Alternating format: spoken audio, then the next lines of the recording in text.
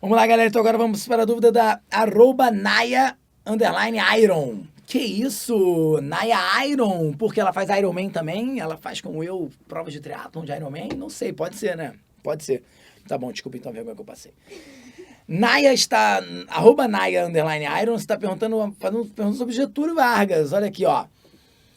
A industrialização, eu não sei se está faltando aqui uma pergunta, mas a industrialização nacional com Getúlio, na verdade está querendo saber sobre a industrialização nacional com Getúlio. Não é porque aí a pessoa digita, não sei se vem para cá para mim, às vezes, pã. Também tem número de caracteres só 140, aí a pessoa tem... Ah, tem essa parada também, menos 30. tem esse bagulho, essa Se tiver situação. o dicionário do Pelizari. Pô, aí, se usar o Pelizarei, gente, facilita muito aqui para vocês. Mas vamos lá, ó, quer saber então mais sobre a industrialização nacional com Getúlio, né? Provavelmente é isso aí. Galera, vamos... Primeiro vamos entender uma coisa. Primeiro cuidado que você tem que ter quando pensa em industrialização brasileira. Não foi Getúlio que começou a industrialização no Brasil. Ponto. Como não foi? Você tá maluquinho da Silva, né? Gente, não foi. Eu posso dizer para você que Getúlio Vargas, o governo da era Vargas, é o primeiro momento em que o Estado brasileiro tem uma clara política de industrialização. Isso sim, parabéns, perfeito, gabarito. Agora, indústria nós já tínhamos. O processo de industrialização ele já tinha começado. E eu vou te falar quando que ele começou. Muito lentamente, muito pontualmente, no período joanino. Olha que maneiro, pra você ficar... Ah, mentira, para, Tito, não mente pra mim, não tô mentindo pra você, cara, não minto, tá? Galera, o período joanino, quando Dom João veio pra cá, a gente, em teoria, colônia ainda, naquele processo, né, período joanino não é bem colônia, então, mas é ali. Quando Dom João chega aqui, ele revoga o alvará da Dona Maria Louca, né, Dona Maria primeiro lá, que proibia as manufaturas no Brasil, você lembra disso? O alvará de 1785, né? Ele revoga esse alvará. É bem verdade que o fato dele revogar esse alvará não vai gerar uma enxame. Ai, aí tinha um bando de manufatura e nós, nossa, nos industrializamos pra caramba. Não, calma, também nem tanto ao mar, nem tanto à terra. Lembre-se que nós estávamos com os portos abertos no mesmo momento e os produtos ingleses chegavam aqui muito baratos. Isso, obviamente, quase que impossibilitava um desenvolvimento significativo da nossa manufatura. Mas o Estado, o próprio governo joanino, investiu numa indústria naval que deixou frutos até hoje. O famoso estaleiro Mauá, né? Que depois Mauá assume isso e tal, papá, tá lá. Não sei nem como é que anda hoje, o que produz e tal, como é que anda essa produção naval ali. Mas, e é isso é industrialização, tá? Aí tá bom, vamos falar do Mauá. Mauá, todo mundo fala de Mauá, né? Pois é, Tito, me lembro de Mauá, ali na década de 50, né? Principalmente em 1850, aquela década de 50 e 60, até 1970, foram 2 décadas praticamente, que o Irineu Evangelista de Souza, né, o Barão de Mauá, nossa, gerou um surto, a gente chama até de surto de industrialização. Alguns autores não gostam dessa palavra surto. Surto parece uma coisa assim que, aconteceu e acabou que não era para acontecer, né? Surtou, fulano surtou. Né? Não é isso? Fulano surtou, fulano saiu do seu controle. Eu não gosto desse termo também, vou dizer por quê. Porque senão eu assumo que o Brasil tinha uma vocação agrícola e quando ele teve um projeto de industrialização, ele estava surtado, né? Não é bem por aí. De fato, a política brasileira e a sua economia, ela dependia demais do café e o Mauá ele se aproveitou de uma situação muito favorável, gerada, né, pela Lei Eusébio de Queiroz, né? A Lei Eusébio de Queiroz, na verdade, ainda antes, né? Se beneficiou com a tarifa Alves Branco, que foi um processo de elevação das taxas alfandegárias, né? Que gerou um certo protecionismo, embora esse não fosse o objetivo, gerou. Né? Então ficou mais difícil importar nessa época. E a Lei Eusébio de Queiroz, conforme, né, o tráfico negreiro sofreu drástica redução, porque foi proibido efetivamente, o governo, de fato, faz valer a lei de proibição, né?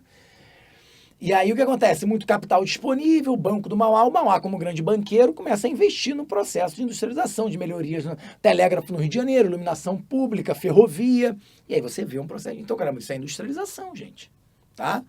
E vou te dizer mais, na primeira República Brasileira nós tivemos desenvolvimento de indústria, principalmente em São Paulo e Rio de Janeiro.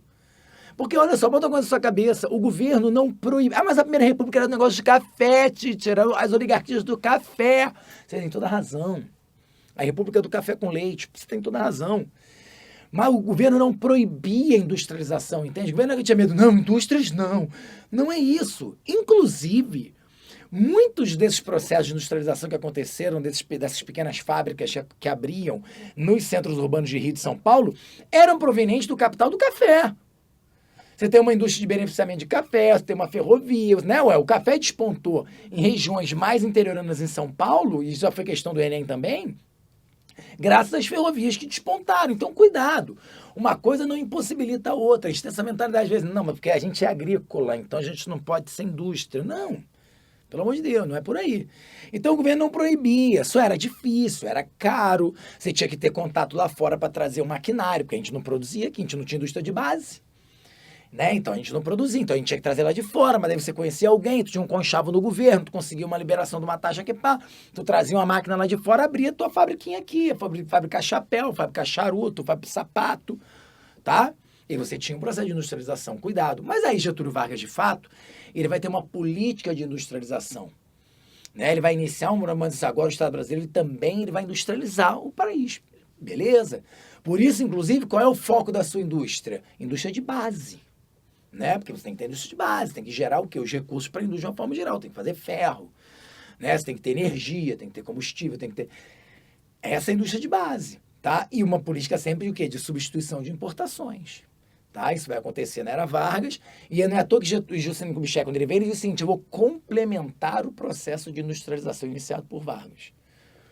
Então, um projeto de industrialização que sim, né, vai ganhar muito mais força ali, o quê? No governo de Getúlio Vargas, tá? Por quê? Porque tem uma política de Estado. E aí, óbvio, né, gente, é a questão do... O que tem a ver com isso o trabalhismo? Porque é uma necessidade. Se eu tenho agora uma política de Estado voltada para a industrialização, eu tenho que valorizar de certa forma, eu preciso do apoio do trabalhador urbano. Então, o trabalhador urbano ele vai ganhar destaque dentro dessa política de industrialização de Getúlio Vargas. Então, eu preciso o quê? De mais trabalhadores. Então, eu vou gerar o quê? Maior infraestrutura na cidade. Eu vou atrair esse trabalhador do campo. Eu tenho um grande êxodo rural no Brasil nas décadas de 30 e 40. Por quê? Porque essas leis trabalhistas vão atraindo trabalhadores.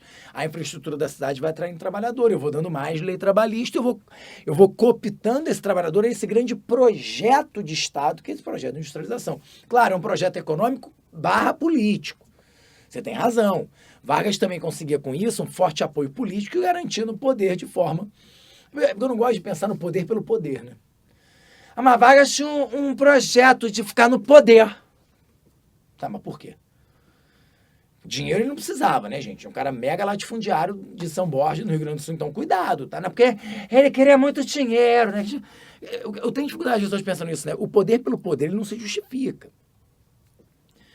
Então, existia, sim, uma política de Estado, um projeto, e Vargas, sim, ele quer se manter no poder, ele se confirma, ele gera uma ditadura onde ele, de fato, ele acredita que vai colocar em prática. Estou defendendo, não, tá? Não sou a favor da ditadura, mas ele vai colocar em prática um projeto, sim, em grande parte ali dele, daqueles grupos, né, do Roberto Campos, aqueles grupos ligados a ele, e um projeto de industrialização do país. Quer ver, por exemplo, tem uma justificativa, o Góes Monteiro, que era o braço direito, deixa eu dar uma baixada aqui. Estalo do ouvido aí, tá. Ouviu não, não dá pra ouvir não. O Góes Monteiro, que era o braço direito, o general Góes Monteiro, o braço direito de Vargas. Ele que pegou lá o que o Olímpio Mourão Filho escreveu, o tal do Plano Cohen, que virou o Plano Cohen, né, o falso plano comunista. Um dia perguntaram para Góes Monteiro por quê. Por que ele e Getúlio Vargas usaram aquele falso plano comunista, já que ele era falso, do Olímpio Mourão Filho, que tinha escrito aquilo, né? Estava imaginando como seria se os comunistas fossem tomar o poder, como é que eles fariam e tal. Escreve um plano, né, que os militares, para você se defender, você tem que imaginar como é que o outro vai te atacar, né? Então é muito comum você fazer essas simulações, beleza.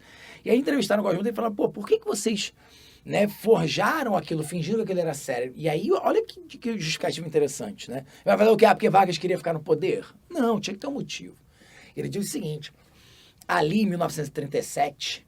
Getúlio Vargas e a sua cúpula governista ali chegou à conclusão de que era muito cedo, né, para reabrir para um processo democrático onde certamente quem retomaria o poder? As grandes oligarquias, claro, né? E aí a retomada do poder pelas grandes oligarquias poderia significar a desconstrução de tudo aquilo que a Revolução, e aí, claro, ele faz uma leitura da Revolução de 30, como muitos até hoje fazem mesmo entre nós, tudo que aquela Revolução tinha construído ao longo dos 7 anos. Então ele coloca como se a ditadura do Estado Novo tivesse sido necessária para consolidar as conquistas brasileiras de 30 a 37. Então, assim, Se eu concordo ou não, não vem ao caso. A questão é que tem uma justificativa, tem um motivo. Tudo tem um motivo. Assim como os militares em 64, quando deram o golpe com o apoio dos civis, o golpe civil militar, também tem um motivo, tá, gente? Ninguém tá fazendo aquilo pelo poder. Ninguém, não, eu quero tomar o poder. Eu vou tomar o poder hoje que eu não tô fazendo nada. Eu vou tomar o poder e vou ficar ali. Não é isso, tá? Que é isso que você tá tomando aí? Não entendi nada. Remédio pro pulso. Remédio, só fez assim. Entendi, cara, que símbolo é esse, né? Que eu tô por fora desse... É dicionário da Ruth, né? Esse não precisa nem falar, ó. É melhor ainda. Mas existe, já chama-se Libras. Né? Que é uma parada que eu quero muito aprender. Mas é longo, cara. Curso de 2 anos, parece, pra você aprender Libras. E agora eu não vou ter tempo pra fazer isso. Mas certo que um dia eu vou conseguir. Acho uma das coisas mais geniais da face da Eu Terra. também acho. Caraca. E sabe que o INES, Instituto Nacional de Educação para Surdos aqui no Rio de Janeiro, ele é uma referência pro Brasil, né? Sim. Eles criam muitas linguagens ali dentro do INES. Quer? Pertinho, aqui, é Laranjeiras ali. Acho genial isso. Desculpa, gente, a galera que não é do Rio tá aí assim, pô, mas que... mas é legal falar esse tipo de coisa, né? Eu acho muito bacana. Bom, foi? Será que Naya, underline Iron, tudo bem? Espero já ter conseguido aí te explicar, te falar mais sobre esse projeto de industrialização. E é legal que a gente fez relações com a ideia do trabalhismo também, dessa relação de poder, que isso tudo é muito interessante para o Enem. Né? Como eu falei para vocês, impacto na sociedade. Então, temos que pensar qual foi o impacto na sociedade. Então, maiores leis trabalhistas, as próprias mulheres, né, a questão lá da conquista do voto, direito de voto, né, que também faz parte, né, desse estado de, né, welfare state, por isso bem-estar social. Tá legal? Inclusive, eu me lembro que Roosevelt fez uma declaração uma vez dizendo isso, né, que Getúlio Vargas foi o principal parceiro que ele teve na América para a consolidação da política do welfare state, da política de bem-estar social. Essa política keynesiana, né? Ele fala isso abertamente. Claro que foi num período de aproximação, política de boa vizinhança, aquela coisa de querer, né, se aproximar do Brasil e da América Latina durante a Segunda Guerra, com medo do avanço do nazifascismo aqui, pensando também no Brasil como aliado numa possível guerra contra o eixo. Tudo bem que está nesse contexto, mas não importa, né? De fato, e a gente sabe que de fato Vargas foi um grande aliado dentro dessa política. Beleza?